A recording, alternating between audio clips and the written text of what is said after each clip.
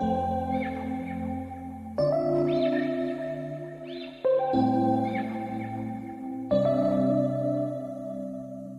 we met, I could tell by your smile you hadn't been with a good.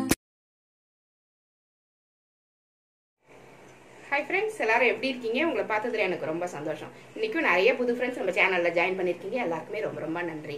புதுசா நம்ம சேனலை பார்க்கறவங்களா இருந்தா Subscribe பண்ணி வெச்சுக்கோங்க. கூடவே இருக்கிற பெல் ஐகானை பிரஸ் பண்ணி வெச்சுக்கோங்க. Thank you friends. இன்னைக்கு செட்டிநாடு ஸ்டைல் தயிர் வடை எப்படி பண்றது அப்படின்றது தான் இன்னைக்கு வீடியோ. செட்டிநாடு ஸ்டைல்னாலே டேஸ்ட் தான். செட்டிநாடு ஸ்டைல்னா எது சமைச்சாலுமே அவ்வளோ டேஸ்ட்டாக சமைப்பாங்க, எல்லாமே நல்லா இருக்கும். அது மாதிரி இன்னும் ஒரு ஸ்பெஷல் என்னன்னா, அவங்க சமையலில் எக்ஸ்ட்ராவாக எதையும் போடவே மாட்டாங்க. வீட்டில் இருக்கிற பொருளை வச்சு அவ்வளோ டேஸ்ட்டாக செய்வாங்க. அதுதான் நம்மளுக்கு ருசியை கொடுக்கறதுக்கு. இப்போ வந்து தயிர் வடை பண்ணுறதுக்கு 1 கப்பு உளுந்து ஊற வச்சுருக்கேன். 1 கப்பு உளுந்துக்கு 2 ஸ்பூன் துவரம்பருப்பு. வெறும் உளுந்தை தான் எல்லாருமே ஊற வைப்பாங்க. இது வந்து செட்டிநாடு ஸ்டைல். 2 ஸ்பூனு துவரம்பருப்பையும் சேர்த்து அவங்க போடுவாங்க. அதுதான் அந்த டேஸ்ட் வர்றதுக்கு காரணம். இதை ஃபுல்லாகவே போட்டுக்கலாம். இப்போ இதை வந்து தண்ணி ஊற்றி ஊற வச்சுருவோம். ஊற வச்சு இது ஒரு 4 மணி நேரம் ஊறட்டும். அப்போ தான் சாஃப்டாக அரைக்க முடியும். இது ஒரு 4 மணி நேரம் நல்லா ஊறணும். அதுக்கப்புறம் தான் இதை அரைச்சி நம்ம வடை ரெடி பண்ண போகிறோம். உளுந்து நல்லா ஊறிடுச்சு. இப்போ இது கூட என்னென்ன சேர்த்து அரைக்கணும் அப்படின்றத இப்போ பார்ப்போம். காரத்துக்கு ஏற்ற மாதிரி பச்சை மிளகாய் எடுத்துக்கோங்க. நான் ஒரு 5 பச்சை மிளகாய் எடுத்துருக்கேன். ஒரு துண்டு இஞ்சி, இது ஒரு 1.5 இன்ச் அளவுக்கு இருக்குது இஞ்சி போட்டுக்கலாம். 1 ஸ்பூன் சோம்பு போட்டிருக்கேன். உங்களுக்கு பிடிக்கல, சோம்பு பிடிக்காதுன்னா சீரகம் போட்டுக்கோங்க.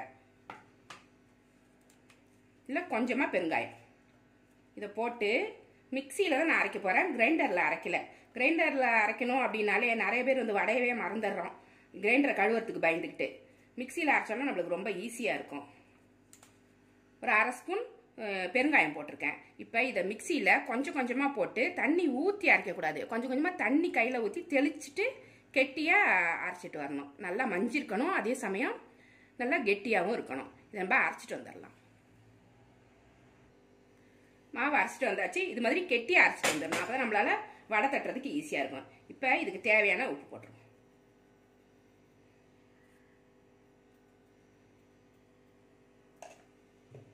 போட்டுட்டு இதை கலந்து எடுத்துக்கலாம்.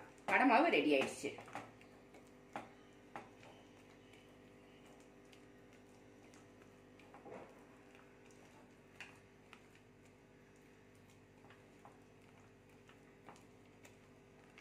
கெட்டியாக அரைச்சிக்கணும். தண்ணியாக அரைச்சிங்கன்னா உங்களுக்கு வடை போடுறதுக்கு கண்டிப்பாக வராது. அப்படி ரொம்ப தண்ணியாக ஆயிடுச்சு நீங்கள் ஃபீல் பண்ணுனீங்க அப்படின்னா கொஞ்சம் அரிசி மாவு போட்டுக்கோங்க.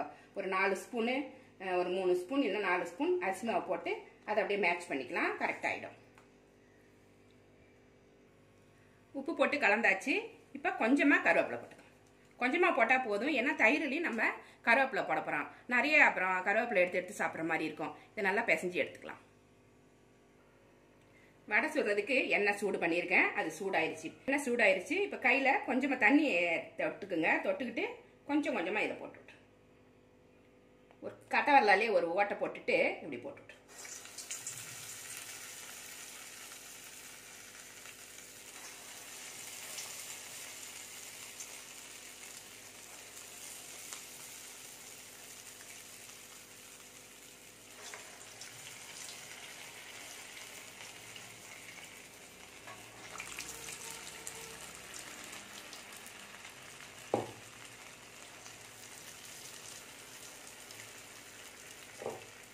ஃப்ளேமை கம்மி பண்ணிக்கோங்க. சூடானாலே கம்மி பண்ணிக்கோங்க.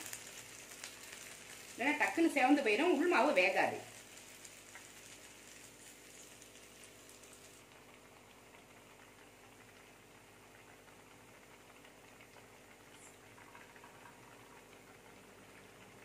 ஒரு பக்கம் வெந்துருச்சு. இதை அப்படியே திருப்பி போட்டுருவோம்.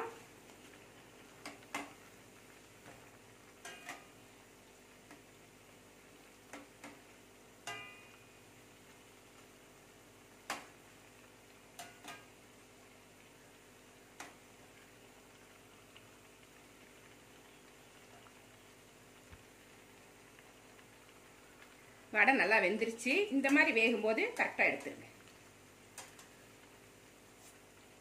இந்த கலர் வந்தோடனே நம்ம எடுத்துடலாம். அதிகமாக கலர் டார்க் ஆயிடுச்சுன்னா அப்புறம் டேஸ்ட் போயிடும். இப்படி இருக்கும்போது நம்ம எல்லாத்தையுமே எடுத்து போட்டுருவோம்.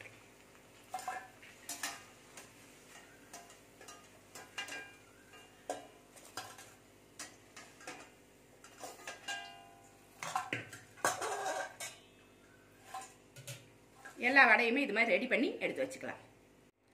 எல்லா வடையும் ரெடி ஆயிடுச்சு. இதை வந்து நல்லா ஃபேனில் நல்லா ஆற வச்சிடணும். சில பேர் என்ன பண்ணுவாங்க, தண்ணியில் போட்டு நல்லா அழுத்தி இதோட எண்ணெயெல்லாம் எடுத்துருவாங்க. அந்த மாதிரி எடுத்தீங்கன்னா கொஞ்சம் டேஸ்ட் கம்மியாக இருக்கும் அப்படின்ற மாதிரி நான் ஃபீல் பண்ணுறேன். உங்களுக்கு பிடிச்சா தண்ணியில் போட்டு புழிஞ்சு போட்டுக்கோங்க. நான் அப்படியே தான் போட போகிறேன். இதை ஃபஸ்ட்டு ஆற வச்சிடலாம். அடுத்தது நம்ம தயிரை வந்து ரெடி பண்ணிடலாம். தயிர் வந்து ஒரு 1/2 லிட்டர் எடுத்து ஊற்றி வச்சுருக்கேன். உங்களுக்கு எவ்வளோ தேவையோ ஊற்றிக்கோங்க. ஃபஸ்ட்டு நல்லா கலந்துருங்க. தயிரை மட்டும் ஊற்றுனீங்கன்னாக்கா புளிப்பாக தெரியும்.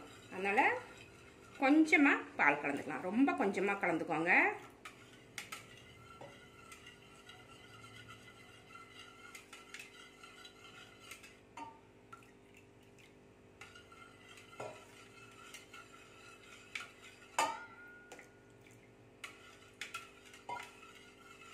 நல்லா கலந்தாச்சு. இப்போ இதுக்கு அரைக்க வேண்டியது என்னென்ன அப்படின்றத பார்க்கலாம். ஒரு 1/2 மூடி தேங்காய் எடுத்திருக்கேன். பச்சை மிளகாய் வந்து ஒரு 3 பச்சை மிளகாய் எடுத்திருக்கேன். ஒரு துண்டு இஞ்சி.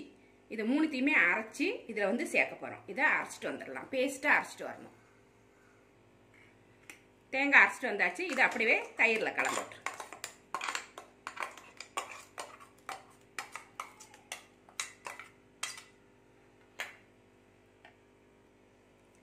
உப்பு போட்டுருவோம். இதுக்கு தேவையான அளவு உப்பு போட்டுருவோம். உப்பு போட்டு செக் பண்ணிக்கோங்க எப்படி இருக்குன்னுட்டு. கொஞ்சமாக போட்டுக்கோங்க. ஏன்னா வடையிலேயே நம்ம உப்பு போட்டிருக்கோம் இல்லைங்களா, இதில் கொஞ்சமாக போட்டுக்கோங்க. இது நல்லா கலந்துருவோம். கலந்துட்டு உப்பு கரெக்டாக இருக்கான்னு செக் பண்ணிக்கோங்க.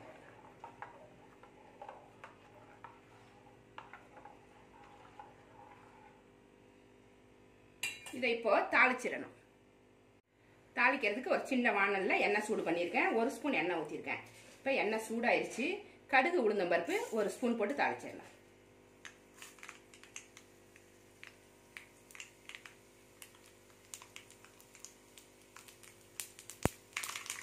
கடுகு பொரிஞ்சிருச்சு.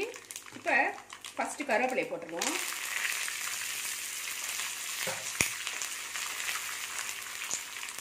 கொஞ்சமாக பெருங்காயமும் போட்டுக்கோங்க. மோருக்கு கொஞ்சம் பெருங்காயம் போட்டிங்கன்னா நல்லாயிருக்கும். சும்மா ஒரு பிஞ்சு போட்டால் கூட போதும். இதை அப்படியே எடுத்து நம்ம மோர் கலந்து வச்சுருந்தோம் இல்லைங்களா, அதில் கொட்டிடுவோம். ஸ்டவ் ஆஃப் பண்ணிடலாம். இதை அப்படியே மோரில் கொட்டிடுவோம்.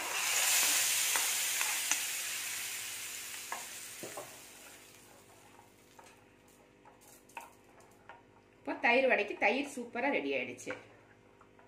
அவ்வளோதான். இப்போ நம்ம தயிர் வடையை நல்லா செட் பண்ணிடுவோம். வடை நல்லா ஆறிடுச்சு. அதை இது மாதிரி ஒரு தாம்பாளத்தில் எடுத்து வச்சுக்கோங்க. இப்போ தயிரை வந்து இது மேலே ஊற்றிடலாம். இன்னும் மீதி வடை இன்னொரு தட்டில் போட்டுக்கலாம். ஒவ்வொரு தட்டுக்காக மாற்றிக்கலாம். எல்லாத்தையும் ஒன்றா போட வேண்டாம். 2 தட்டு 3 தட்டாக கூட நம்ம இதை டிவைட் பண்ணி போட்டுக்கலாம்.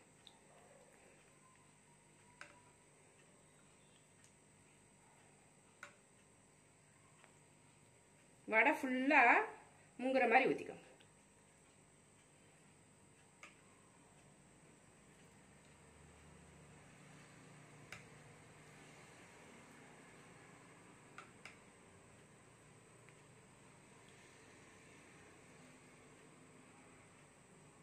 கரெக்டாக இருக்கும்.